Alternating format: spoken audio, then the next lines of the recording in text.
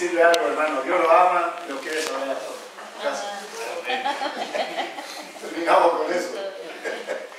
Hermanos, feliz sábado a todos ustedes. La verdad le digo, ya no me acordaba cómo llegar acá. Hace tanto que no vengo, que vine y me encontré con una calle no muy buena, pero bueno, pudimos llegar y damos gracias a Dios por ello. Hermanos, yo he estudiado la Biblia y la profecía hace mucho tiempo y lo sigo haciendo porque es lo que más me gusta. Y encontré que en todas las profecías siempre hay algo que es denominador común. Hay un remanente fiel, hay un enemigo de ese remanente pasa por un tiempo de angustia, la fe de ese remanente es probada, Dios no responde, hay una demora, después interviene Dios y libera a su pueblo. Eso siempre fue así. Y hay una parábola que está en Lucas, el capítulo 18, ustedes me acompañan, que dice lo siguiente: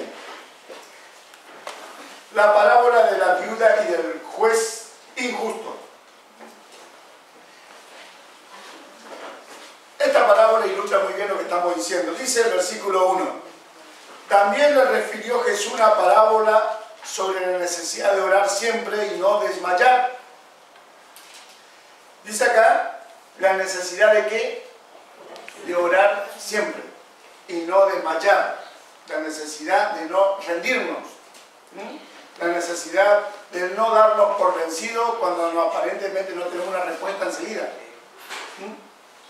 Y luego dice la parábola: había en una ciudad un juez que ni temía a Dios ni respetaba a hombre. Había también en aquella ciudad una viuda, la cual venía a él diciendo: hazme justicia de mi adversario. Y él no quiso por algún tiempo, pero después de esto dijo dentro de sí: aunque ni temo a Dios, ni tengo respeto a hombre, sin embargo, porque esta viuda me es molesta, le haré justicia, no sea que viniendo de continuo me agote la paciencia. Y dijo el Señor: hoy, ¿qué dijo el juez injusto? ¿Y acaso Dios no hará justicia a sus escogidos, que claman a Él día y noche? ¿Se tardará en responder? Os digo que pronto le hará justicia. Pero cuando venga el Hijo del Hombre, ¿hallará fe en la tierra? Hermanos, acá hay varios actores: un juez, una viuda, un adversario y una persona que pide justicia. Si nosotros vemos, dice que hay una mujer que venía de continuo al juez. ¿Y para qué venía? Para que le haga justicia. Según hablan los teólogos, esta mujer fue despojada después que murió el esposo por la deuda que ella tenía de todo. No le quedó nada. Fue despojada de sus bienes y no tenía ningún tipo de apoyo humano. Y entonces vino el juez para que el juez le haga justicia de su adversario. Imagínense la escena. El juez llega a su oficina y está una mujer ahí y una secretaria acá y le dice: señor juez, esa mujer quiere hablar con usted. Y ella le expone su caso. Y el juez, ¿qué le dice? Bueno, sí, está tranquila, ya vemos qué vamos a hacer seguramente. Pero ¿qué pasa? El otro día viene el juez y ¿quién estaba sentada ahí? La viuda. Y está bien, sí, ya te dije, te vamos a hacer lo posible, y así pasan los días y la viuda siempre ahí insistiendo. ¿Y qué dice el juez? No, antes que esta me agote la paciencia, voy a hacerle justicia. Pero dijo algo antes: no temo a Dios ni a los hombres, pero antes que esta mujer me agote, yo le voy a hacer justicia. Y le hizo justicia. Pero sabemos nosotros, hermanos, que esto es una parábola. ¿El juez a quién representaría? A Dios, ¿verdad? ¿Y la viuda? La viuda es una mujer, y en la Biblia una mujer representa ¿a quién? A la iglesia. En la Biblia tenemos dos mujeres, una mujer pura, la iglesia pura, Apocalipsis capítulo 12, y la mujer impura, la ramera, que está en Apocalipsis capítulo 17. Entonces acá tenemos una mujer pura que dice que es la iglesia y que pierde todo, fue despojado de todo apoyo terrenal. Y esto es lo que muy pronto va a pasar. Muy pronto va a pasar. Pero también está el adversario. ¿Y quién es el adversario? ¿A quién representaría? A Satanás, ¿verdad? Satanás, quien va a trabajar en contra de la iglesia, lo está haciendo de hecho, pero va a despojar a esta mujer de todo, de su casa, de su auto, de su trabajo. Pero ella, esta mujer, ¿qué va a hacer? Va a orar, orar, orar y va a pedir a Dios que le haga justicia. Pero Dios no le va a responder inmediatamente. No. Va a haber una demora hasta que Dios va a intervenir en favor de su iglesia y va a hacer justicia por su pueblo. Y lo va a hacer por una razón distinta a lo que hizo el juez de la parábola. El juez de la parábola decía: yo no temo a Dios ni temo a hombre. Pero esta mujer ya me tiene cansado. Dios lo va a hacer, hermano. ¿Y cómo puedo decir yo que el juez representa a Dios ante esta situación? Lo hace por contraste, hermanos. Porque Dios te ama tanto que va a hacer justicia a su pueblo por amor. Por amor. Entonces, hermano, vimos aquí los comunes denominadores. Un remanente, la viuda. ¿Sí? Hay un enemigo, el adversario. La viuda pasa un momento difícil. Sí, pasa un momento difícil. Tiene paciencia, tiene angustia. Dios le escucha, sí. ¿Responde enseguida? No. Pero le hace justicia finalmente. ¿Por qué no le hace justicia inmediatamente? Porque va a probar su fe. Dios va a probar la fe de su pueblo en un momento, hermano. Muy pronto. Ahora, hermanos, antes de ir a terminar lo que yo les quiero presentar esta mañana, quiero que recordemos algunas cosas que ustedes me van a ayudar en la cadena profética. ¿Se acuerdan? ¿Se acuerdan de la cadena profética? Daniel, a ver si me vale. 8:14. No. 1260. No. Vamos a hablar de Daniel capítulo 2. ¿Se acuerdan la estatua del sueño del rey? ¿A quién representaba la cabeza? De oro. Babilonia, bien Fernando. Los pechos, los brazos de plata, los medos, los persas. El vientre y los muslos de bronce, Grecia. Las piernas de hierro, Roma. Ese imperio que fue dividido en 10 cuernos, 10 reinos. Y de ese 10 cuernos salió uno, pequeño, que derrumbó a 3. Y que ese reino, que llamamos nosotros, le llama la Biblia la bestia, que proféticamente lo podemos identificar como el papado, recibe una herida mortal de muerte en 1798. Pero surge otra bestia, según Apocalipsis capítulo 13, versículo 11, que sale de la tierra. Y esa bestia va a tener 2 cuernos semejantes a los de un cordero. ¿Sí? ¿Y esa bestia quién es? ¿Lo identificamos como? Los Estados Unidos. Muy bien. Este país, los Estados Unidos, va a nacer con 2 cuernos que representan la libertad civil y la libertad religiosa. La libertad civil y la libertad religiosa. La separación de iglesia y de Estado. ¿Estamos? Cuando los dos están separados, hay libertad civil y libertad religiosa. Cuando los dos se unen, no hay ni libertad civil ni libertad religiosa. ¿Está? Pero los Estados Unidos nació con eso. Así que Dios levanta una nación y en la Constitución está garantizada de este país la libertad religiosa y la libertad civil. Pero dice la profecía que es una bestia esquizofrénica. ¿Por qué? Porque profesa tener libertad civil y religiosa, pero termina luego hablando como dragón. Es raro, es raro. Y entonces dice, según vamos a leer Apocalipsis capítulo 13, entonces vamos a ver lo que está por hacer esta bestia y que está trabajando mucho, pero cada vez más en favor de ello. Apocalipsis capítulo 13.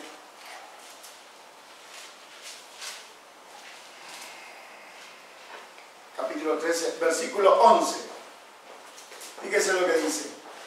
Después vi otra bestia que subía a la tierra, tenía 2 cuernos semejantes a los de un cordero, pero hablaba como dragón. Y ejerce toda la autoridad ¿de quién? De la primera bestia, en presencia de ella. Y hace que la tierra y los moradores de ella adoren a la primera bestia, dice, cuya herida mortal fue sanada. También hace grandes señales de tal manera que aún hace descender fuego del cielo a la tierra delante de los hombres. Engaña a los moradores de la tierra con las señales que se le ha permitido hacer en presencia de la bestia, mandando a los moradores de la tierra que hagan imagen a la bestia que tenía la herida de espada y vivió. Y se le permitió infundir aliento a la imagen de la bestia, para que la imagen hablase e hiciese matar a todo el que no la adorase.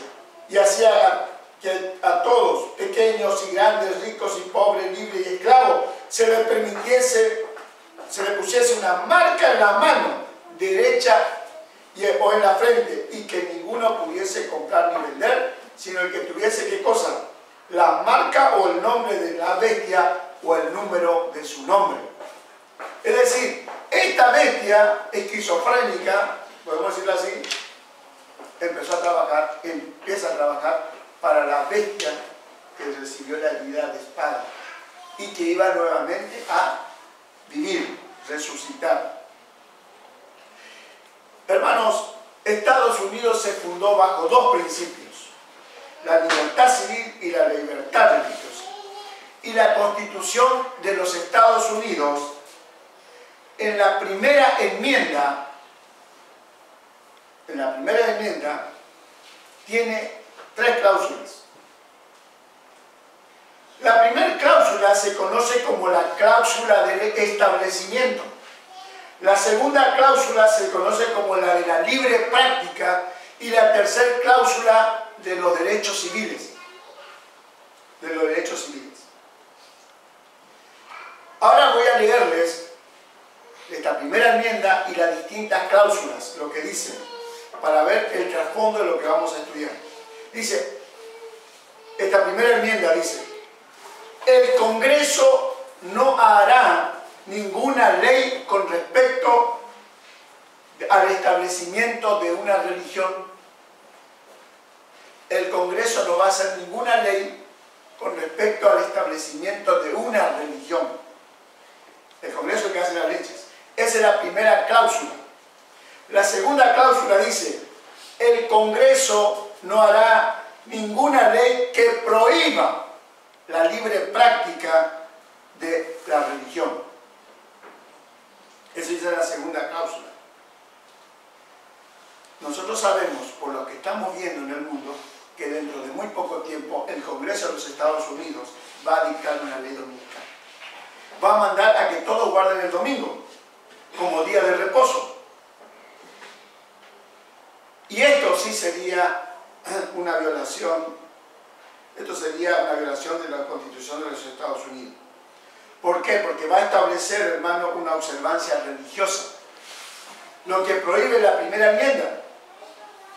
Ahora, pero no solamente va a ser una ley dominical que te obligue a ir a guardar un día de reposo que no es el que Dios estableció, sino que te va a obligar a ello, y va a terminar siendo una ley que prohíba que usted guarde el sábado. Si no solamente te va a decir que guarde el domingo, sino que te va a prohibir guardar el sábado. La tercera cláusula, que habla de la garantía de las libertades civiles, dice: el Congreso no hará ninguna ley que coarte las libertades civiles. ¿Cuáles son las libertades civiles? Libertad de expresión, libertad de reunirse, la libertad de prensa, la libertad de peticionar, de pedirle al gobierno que no haga justicia, podemos decir.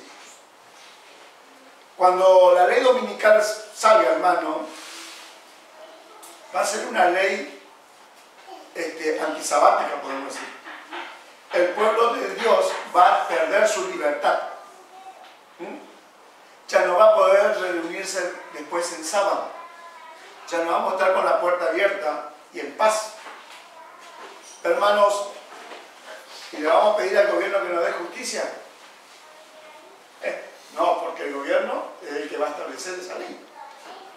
Ahora, cuando se violen las cláusulas religiosas, automáticamente se violan los derechos civiles. Porque te va a prohibir reunirse libremente, que es un derecho civil, una libertad de culto, que tenemos acá, por ejemplo. Por eso, los fundadores de los Estados Unidos, al saber todo esto y al entenderlo, porque ellos habían huido de la violación del gobierno papal que los perseguía, decidieron fundar un país con la libertad civil y la libertad religiosa, separar el Estado de la religión. Por eso, ahora, y dijeron, no vamos a imponer ninguna religión. El que quiera hacer lo que quiera hacer, que adore lo que quiera, eso es la libertad. Sin embargo, en Europa, si vos no adorabas, no seguías los preceptos del papado, eras un hereje y morías la oveja. Ahora, esta iba a ser una nación diferente, hermano. Sin papas, sin reyes, donde iba a haber libertad. A donde el Estado no se iba a meter en asuntos religiosos. Separación iglesia-Estado. Ahora, en el libro de Daniel, vamos a ver bien cómo esto, como ejemplo, lo que puede llegar, no es lo que puede, lo que va a llegar a venir en el futuro. Cómo se han violado estas dos cláusulas. Daniel, el capítulo 3.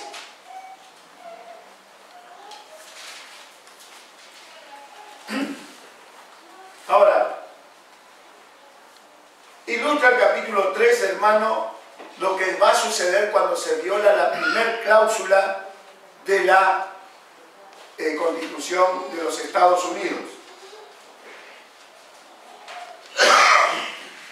La primera cláusula decía: el Congreso no hará ninguna ley con respecto al establecimiento de una religión. Fíjense, Nabucodonosor establece la observancia religiosa, porque él hace una imagen en el Valle de Dura, ¿se acuerdan? Una imagen enorme. Y Nabucodonosor, que es el poder civil, impone una religión. ¿Por qué? Porque dice que todos los habitantes deben adorar esa imagen. Todos. Y el que desobedece ese mandato, ¿qué va a pasar? Iba a ser echado a un horno de fuego y iba a perder la vida. Es decir, al decirte que todos obedezcan, vos estás perdiendo tus derechos civiles automáticamente. Pero principalmente estás perdiendo el derecho civil más grande que tiene un hombre. ¿Cuál es? La vida. Vas a perder la vida. Conocemos la historia, hermano, y vamos a explicarlo así. Ahora yo le pregunto una cosa a ustedes antes de leer. Si el Estado pone una ley, ¿hay que obedecer o desobedecer? Siempre y cuando no se oponga a lo establecido por Dios. Muy bien. Siempre y cuando no se oponga a lo establecido por Dios. Porque es necesario obedecer a Dios antes que a los hombres. Y Jesús dijo: al César lo del César, a Dios lo de Dios. Vamos al capítulo 3, versículo 15. Dice: ahora pues estáis dispuestos, porque si leemos le vinieron a decir que había 3 jóvenes que no se arrodillaron delante de la estatua. Entonces dice el versículo 15: ahora pues estáis dispuestos para que al oír el son de la bocina, de la flauta, el tamboril, del arpa, del salterio, de la zampoña y de todo instrumento de música, os postréis y adoraréis la estatua que he hecho. Porque si no le adorares, en la misma hora seré echado en medio de un horno de fuego ardiendo.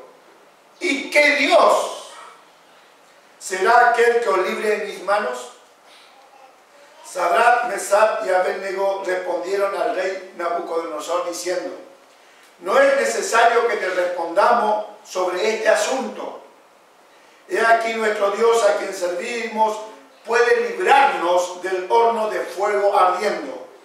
Y de tu mano, oh rey, no libraré. Y si no, sepa, oh rey, que no serviremos a tus dioses, ni tampoco adoraremos la estatua que has levantado. Acá nos están mostrando que ustedes jóvenes algo, hermano: lealtad a Dios, aunque tengamos que perder la vida. Y yo sé, hermano, que por ahí esto es muy fácil decirlo, sí.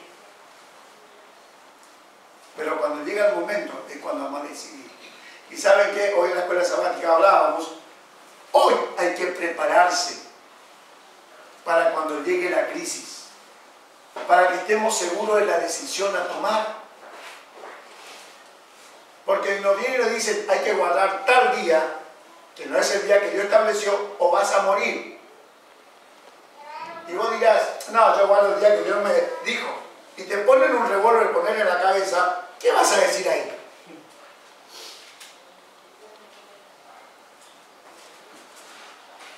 Para pasar la crisis, hermano, hay que tener el carácter de Cristo. Y ese carácter hay que ir formándole ahora. Porque si no, no lo vamos a poder pasar.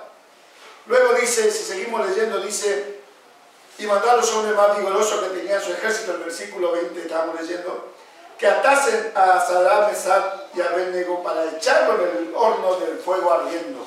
Entonces estos varones fueron atados con sus mantos, sus calzas, sus turbantes y sus vestidos, y fueron echados dentro del horno de fuego ardiendo.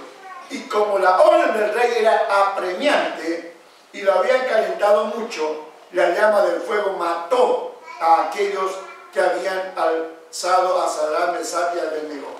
Y estos tres varones, Sadrach, Mesach y Abednego, cayeron dentro, dice, del horno de fuego ardiendo. Y entonces el rey Nabucodonosor se espantó y se levantó apresuradamente y dijo a los de su consejo: ¿no echaron a tres varones atados dentro del fuego? Ellos respondieron al rey: ¿es verdad, oh rey? Y él dijo: he aquí yo veo cuatro varones sueltos que se pasean en medio del fuego sin sufrir ningún daño. Y el aspecto del cuarto es semejante al hijo de los dioses. Entonces Nabucodonosor se acercó a la puerta del horno del fuego ardiendo y dijo: Sadrach, Mesach y Abednego, siervo del Dios Altísimo, salid y venid.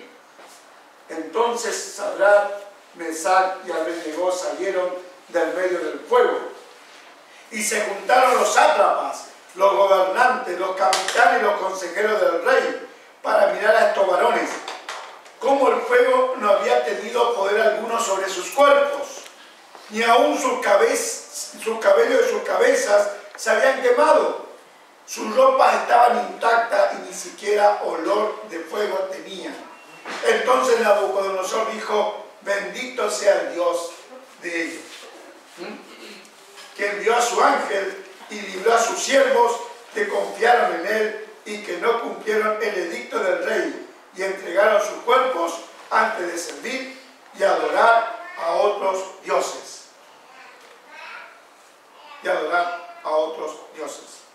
¿Quién era este ángel que estaba ahí y que le salvó? Indudablemente era Miguel.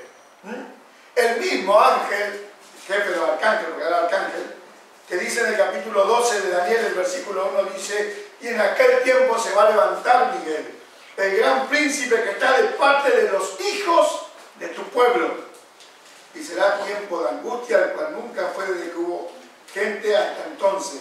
Pero en aquel tiempo será libertado tu pueblo, todo lo que se haya escrito en el libro de la vida. Hermanos, indudablemente, cuando un poder civil impone una religión, como consecuencia inmediata viene la persecución. Pero fíjense que este rey no entendió nada de lo que pasó. Él no entendió lo que Dios le trataba de enseñar cuando él vio todo eso. Fíjense lo que dice el versículo 28. Dice, entonces Nabucodonosor dijo, bendito sea Dios de ellos, de Sadrach, Mesach y Abednego, y envió a su ángel y libró a sus siervos que confiaron en él y que no cumplieron el edicto del rey. Entregaron su cuerpo antes de servir y adorar a otro Dios que su Dios. Y el 29 dice, por lo tanto, decreto que todo pueblo, nación o lengua que dijere blasfemia contra el Dios de Sadrach, Mesach y Abednego sean descuartizados y sus casas convertidas en muladar, por cuanto no hay Dios que pueda librar como este. ¿Dónde se equivoca el rey? El rey se equivoca cuando impone un decreto para adorar a otro Dios.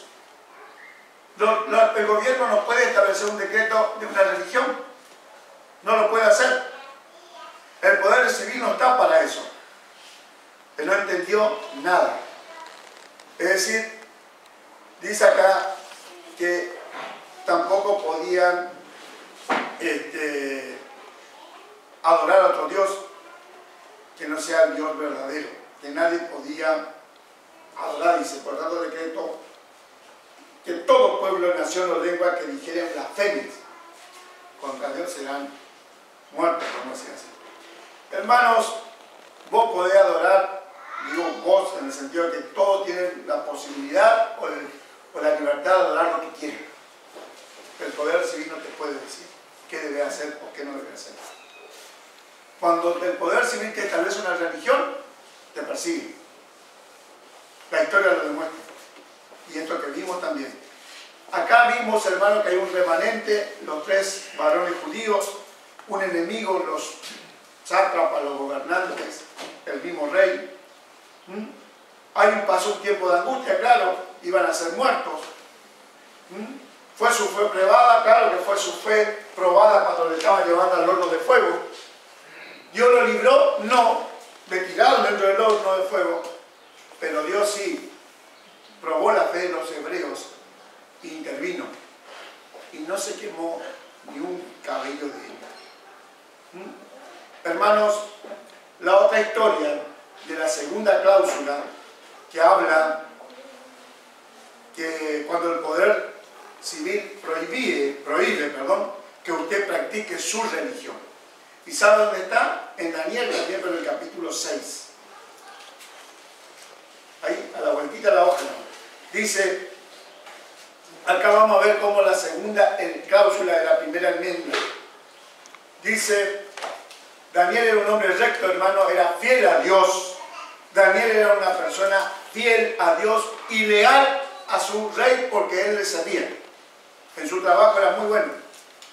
Y el versículo 5 dice, entonces dijeron aquellos hombres, no hallaremos contra este Daniel ocasión alguna para acusarle, porque era bueno en todo lo que hacía, si no lo hallamos contra él en relación a qué, en relación con la ley de su Dios. Le busquemos no hay nada, pero le vamos a buscar en un punto, en relación con la ley de su Dios. El punto en contención acá iba a ser la ley y la adoración. Ese es el problema que hay en conflicto, ¿verdad? La adoración. ¿A quién adoro? El versículo 6 dice, entonces estos gobernadores y sátrapas se juntaron delante del rey y le dijeron así, Rey Darío para siempre vive. Todos los gobernadores del reino, magistrados, sátrapas, príncipes y capitanes han acordado por consejo que promulgues un edicto real y lo confirmes, que cualquiera que en el espacio de 30 días demande petición de cualquier dios u hombre fuera de ti, o rey, sea echado en el foso de los leones. ¿Qué le está diciendo acá? Haz un edicto donde al único que se le pueda consultar algo sea vos. Si alguien consulta a un dios o a otro para hacer algo, ese sea condenado a muerte, se lo tira al foso de los leones. Hermanos, realmente engañaron al rey, ¿verdad? El rey fue engañado. Y lo peor de todo, hermanos, es que a lo largo de la historia los reyes fueron engañados. Y eso lo demuestra la historia. Y al final de los tiempos también. Fíjense lo que dice, por ejemplo, Apocalipsis capítulo 17, sin perder Daniel. Dejemos el dedito ahí nomás. Apocalipsis capítulo 17 nos dice: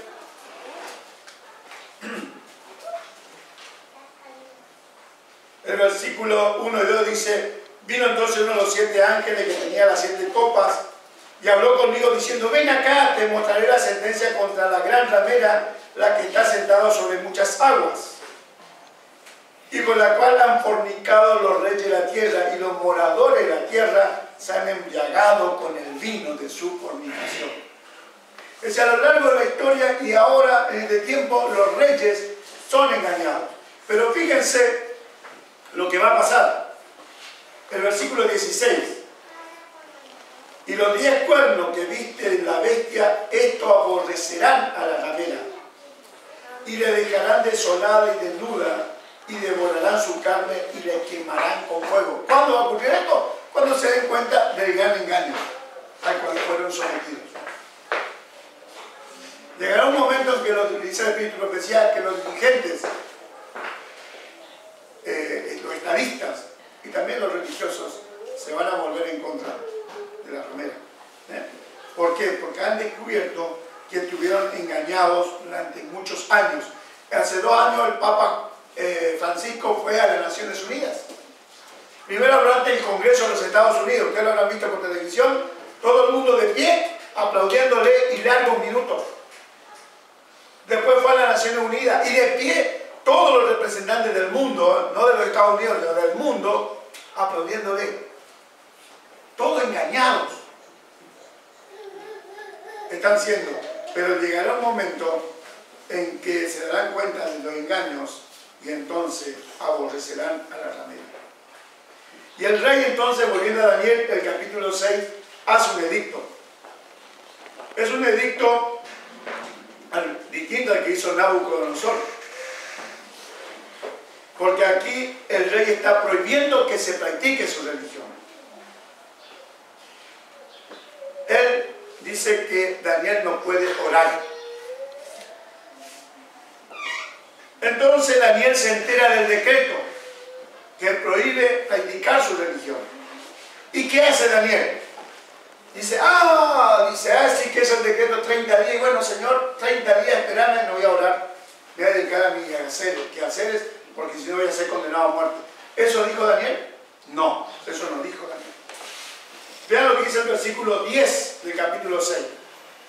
Cuando Daniel supo que el edicto había sido firmado, entró a su casa y abierta la ventana de su cámara que daba hacia Jerusalén, se arrodillaba 3 veces al día, dice, y oraba y daba gracia delante de su Dios, como lo solía hacer antes.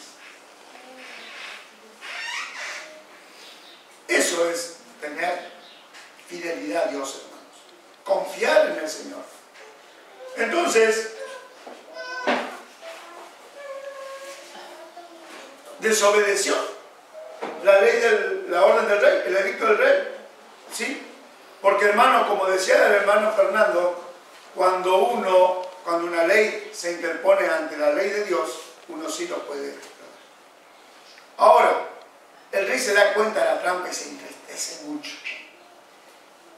Y busca la forma todo el día de anular la ley, pero la ley no podía ser anulada. Entonces, lo tiene que llevar al pozo de los leones. Fíjense lo que dice el versículo 14 del capítulo 6. Cuando el rey oyó el asunto, le pesó de gran manera y resolvió librar a Daniel. Y hasta la puesta del sol trabajaba para librarle. No pudo. Dice el versículo 15, aquellos hombres rodearon al rey de Persia y dijeron, sepa, oh rey, que la ley de Media y de Persia, que ningún edicto u ordenanza que el rey confirme puede ser abrogado. ¿Ya está? Entonces el rey mandó y trajeron a Daniel y lo echaron en el foso de los leones. Y el rey dijo a Daniel, el Dios tuyo, a quien tú continuamente sirves, Él te libre. Y fue traída una enorme piedra y puesta sobre la puerta del foso, el cual selló el rey con su anillo y con el anillo de sus príncipes, para que el acuerdo acerca de Daniel no se alterase. Luego el rey se fue a su palacio y se acostó, ayunó, ni instrumentos de música fueron traídos delante de él, y se le fue el sueño. Dice luego el rey, pues se levantó muy de mañana y fue apresuradamente al foso de los leones. Y acercándose al foso, llamó a voces a Daniel, con voz triste, y dijo, Daniel, siervo del Dios viviente, el Dios tuyo a quien tú continuamente sirves, ¿te ha podido librar de los leones? Entonces Daniel respondió al rey, oh rey, vive para siempre. Mi Dios envió su ángel, el cual cerró la boca de los leones, para que no me hiciesen daño, porque delante de él fui hallado inocente, y aún delante de ti, oh rey, no he hecho nada malo. Entonces se alegró el rey en gran manera, dice, a causa de él, y mandó sacar a Daniel del foso, y fue a Daniel sacado del foso, y ninguna lesión salió en él, porque había confiado en su Dios. Pero vemos al final, ¿verdad? Lo que conspiraron contra Daniel fueron tirar al pozo de los leones después. Aquí vemos nuevamente, hermanos, un remanente, Daniel, un adversario, los príncipes, los gobernantes, un tiempo de angustia, la fe probada de Daniel, y nuevamente Dios interviene y lo salva. Hermano, otro ejemplo que viene muy al punto para la época que estamos viviendo y por vivir. Y una historia que todos conocemos, que es la historia de Esther, la reina Esther.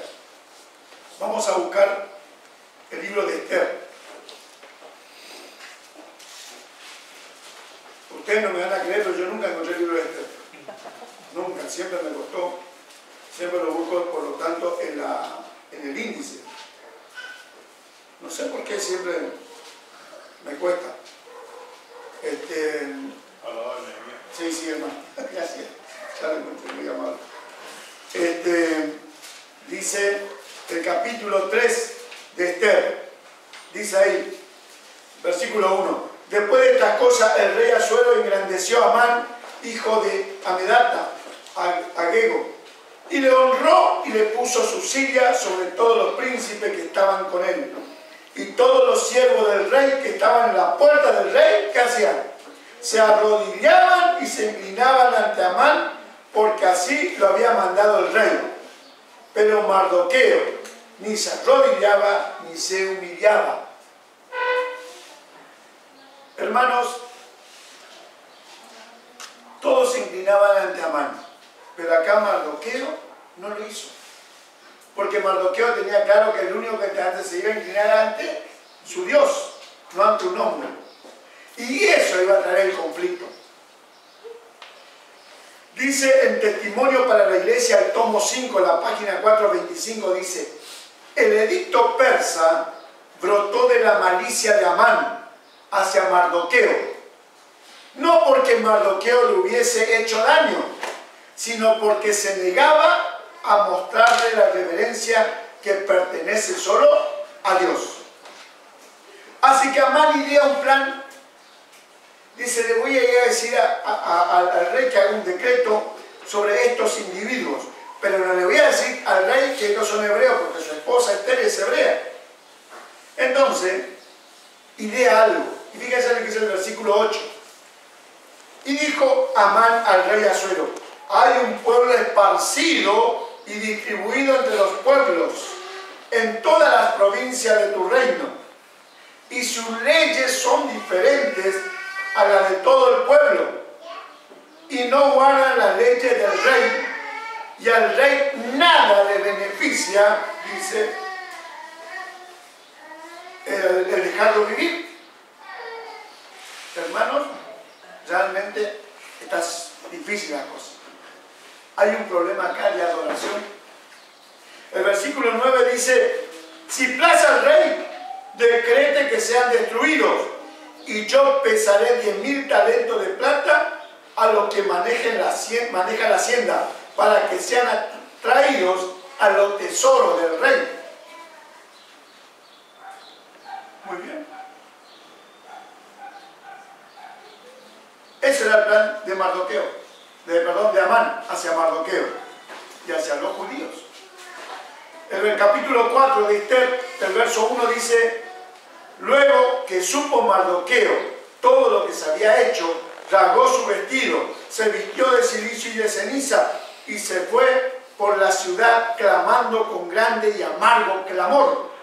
Y vino hasta delante de la puerta del rey, pues no era lícito pasar adentro de la puerta del rey con vestido de cilicio. Y en cada provincia y lugar donde el mandamiento del rey y su decreto llegaba, tenían los judíos gran luto, ayuno y llanto, dice, y lamentación. Cilicio y ceniza era la cama de muchos. Hermano, realmente hubo una gran angustia al saber sobre este decreto. Iban a ser exterminados.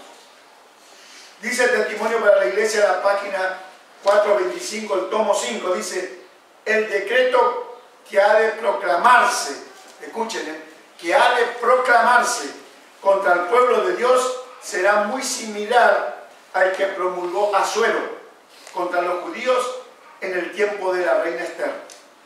El edicto persa y se brotó de la malicia de Amán hacia Mardoqueo, no porque Mardoqueo le había hecho daño, sino porque se negaba a mostrarle la reverencia que pertenece solo a Dios. La decisión del rey contra los judíos fue obtenida por falsas declaraciones, por calumnias contra el pueblo peculiar. Satanás inspiró el plan a fin de desarraigar de la tierra a aquellos que perseveraban en el conocimiento del verdadero Dios. Pero sus maquinaciones fueron derrotadas por el contrario que reina entre los hijos de los hombres. Los ángeles, que son muy poderosos en fortaleza, fueron comisionados para que protegiesen al pueblo de Dios, y las maquinaciones de sus adversarios recayeron sobre sus propias cabezas. Después dice algo interesante, hermano. El mundo protestante de hoy ve en la pequeña compañía que guarda el sábado un Mardoqueo a la puerta. Su carácter y su conducta expresan reverencia por la ley de Dios. Son una reprensión constante, dice, para los que han desechado el temor de Jehová y han pisoteado su sábado. Y de alguna manera hay que deshacerse de este pueblo intruso. Lo que nos está diciendo acá, hermano, que en este tiempo el pueblo de Dios dice que guarda los mandamientos, dice, por su conducta, por su carácter, por su obediencia, por su temor a Dios, son un Mardoqueo a la puerta, son un testimonio constante contra aquellos que pisotean la ley de Dios. Y el pensamiento de esto es: hay que deshacerse de este pueblo intruso. Esto va a pasar muy poco tiempo adelante, hermano. Las cosas se están dando para que esto suceda. Esto se va a repetir a nivel global, la historia de la reina Esther. Pero el mejor ejemplo que vemos, hermano, es el ejemplo de Jesús. Jesús es el remanente, ¿verdad? Un enemigo tuvo. Sí, Satanás, Caifás, Anás, Herodes, Pilato, el Sanedrín, Pasó un tiempo de angustia, en el Getsemaní lo vemos, su tiempo de angustia. Y dice que su fe fue probada. Y fue muerto en la cruz. Pero Dios no lo libró inmediatamente.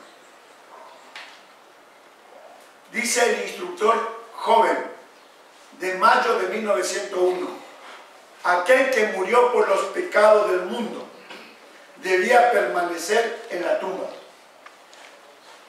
Dice, por el tiempo establecido estaba como prisionero de la justicia divina.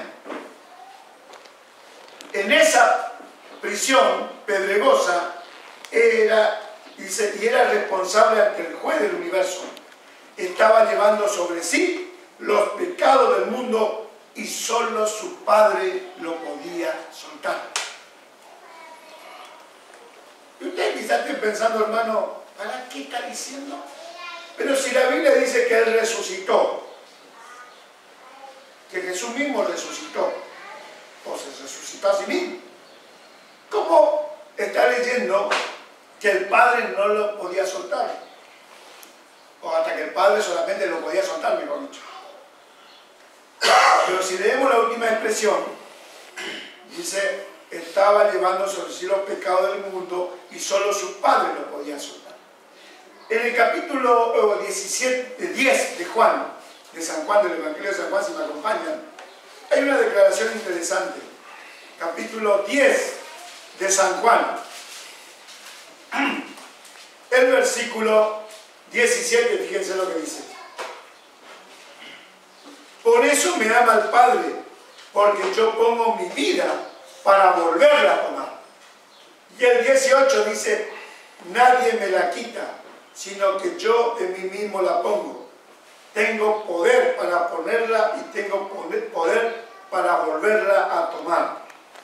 La palabra griega que aparece acá como poder es dinamis, que viene la palabra dinamita. Pero en realidad la traducción correcta es la palabra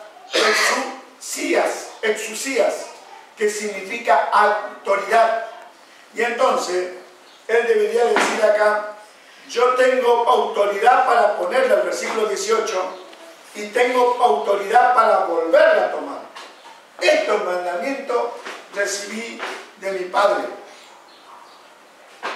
Es decir, que él tenía la autoridad para tomar su vida nuevamente. Porque muy temprano, a la mañana del primer día, dos ángeles corrieron la puerta de la roca que estaban en el sepulcro. Uno quitó la piedra y se sentó encima, y el otro se paró delante del sepulcro. Y recuerdan, ¿no?, lo que pasó. ¿Cuáles fueron las últimas palabras de Jesús en la cruz? Padre, en tus manos encomiendo mi espíritu. Ahora el Padre lo llama y el ángel dice con una voz potente, Jesús, Hijo de Dios, tu Padre te llama. Y Jesús sale del sepulcro por la vida que estaba en él, pero por permiso de su Padre. Salió por la vida que estaba en él, pero el Padre tuvo que soltarlo del sepulcro. Y Jesús dijo al salir del sepulcro, yo soy la resurrección y la vida. Hermanos, le voy a leer una cita más y con esto voy a culminar. Está en la Review and Herald de abril 14 de 1896 y dice, las fuerzas de las tinieblas se unirán con agentes humanos que se han entregado al control de Satanás. Y se revivirán las mismas escenas que ocurrió cuando Jesús fue juzgado, rechazado y crucificado. Al entregarse a las influencias satánicas, los hombres se transforman en demonios, y aquellos que fueron creados a imagen de Dios, los que fueron formados para honrar y glorificar a su Creador, se convertirán en lamentaciones de dragones, y Satanás verá una raza apóstata, su obra maestra de maldad, seres humanos que reflejen su propia imagen. El mundo reflejará la imagen perfecta de Satanás pero los hijos de Dios reflejarán la imagen de Cristo. Hermanos, es nuestro deber, hoy hablamos ya en la escuela sabática, estudiar la Biblia, las profecías, estudiar el Espíritu y profecía. Nosotros debemos trabajar para el Señor y debemos prepararnos para la crisis que viene y recuerda, preparar nuestro carácter. Hermanos, una crisis se acerca. Una crisis que jamás se vio en la historia de este mundo. No sé cuándo, pero se acerca. Y va a venir una prueba inmensa para cada uno. Si tú en lo poco sos fiel, en lo mucho también lo serás. Y les digo más, hermanos, si somos fieles hoy en lo insignificante, y si en lo insignificante por ahí flaqueamos, dice el profeta Ezequiel, si hoy corres con lo de a pie y te cansas, ¿cómo será cuando tengas que correr con lo que corren de a caballo? Hermanos, ahora es donde debes ser fiel. Debes estudiar tu palabra, la Biblia, el Espíritu de profecía. No digo leer, estudiar. Debes orar más. Debemos tener, porque también hablo por mí, una comunión más diaria con Dios, con Jesús. Debemos, hermanos, apoyarnos como hermanos de iglesia. Hay que escuchar al hermano López que tiene una actividad que hacer y le está pidiendo colaboración. Colaboremos porque no es por mí, es por aquellos que necesitan escuchar el mensaje de Dios. La verdad. Porque hay muchas verdades supuestas por ahí. Pero hay una sola y la tenemos nosotros y tenemos que llevarle. Porque somos responsables de esas almas. Hermanos, Dios nos va a pedir cuenta de lo que hicimos y de lo que no hicimos. Estamos como una iglesia dormida, una iglesia que dejó de tener la razón de su existencia, que es la prédica del mensaje de los 3 ángeles. Una iglesia que se dedicó a otra cosa y no a hacer el trabajo que Dios le pidió que haga. Me gustaría leer, para termino, en Romanos 8, capítulo 8. El versículo 37 dice, Romanos capítulo 8, verso 37 dice, antes de todas estas cosas somos más que vencedores por medio de aquel que nos amó, por lo cual estoy seguro, hermanos, que ni la muerte, ni la vida, ni ángeles, ni principados, ni potestades, ni lo presente, ni lo porvenir, ni lo alto, ni lo profundo, ni ninguna otra cosa creada nos podrá separar del amor de Dios que es en Cristo Jesús, Señor nuestro. Este es mi deseo, mi oración en esta mañana, que nos preparemos porque se viene una crisis y que tenemos que afrontarla para después recibir a nuestro Señor en las nubes de los cielos. Dios lo bendiga. Amén.